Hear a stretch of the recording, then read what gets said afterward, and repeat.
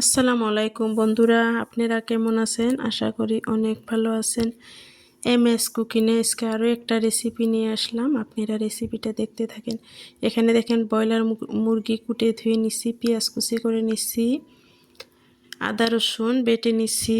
দেখেন এখানে আদা রসুন পেঁয়াজ কুচি, হলুদের গুঁড়ো, মরিচের গুঁড়ো, ধনে গুঁড়ো, লবণ, জিরে গুঁড়ো সব দিয়ে দিছি। দিয়ে সরষের তেল দিয়ে ভালোভাবে মাখাইয়ে নিচ্ছি। এবার দেখেন একটা কড়াই দিয়ে দিলাম। মাটির চুলায় আজকে আমি ব্রয়লার মুরগিটা বানাবো। কড়াই দিয়ে দিলাম। এইবার আমি জিরে আর তেজপাতা তেলে দিয়ে দিলাম। তেলটা গরম হয়ে গেছে, এগুলো দিয়ে দিলাম। এইবার আমি পেঁয়াজ কুচি দিয়ে দিব।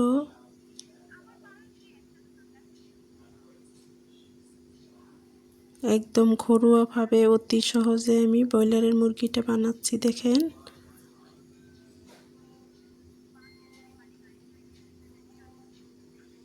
মাটির চুলায় রান্না করতে আমার খুব ভালো লাগে। আমি মাঝে মাঝে মাটির চুলায় রান্না করি। সুন্দরভাবে দেখেন সম্বারটা আমার হয়ে গেছে। এইবার আমি মাংসগুলো ঢেলে দিব। দেখেন ভালোভাবে মাংসটা ঢেলে দিলাম। এইবার কষায় নিব। ব্রয়লারের মুরগিটা ভালোভাবে কষাতে হয়, যত কষাইবেন ততই টেস্ট হবে।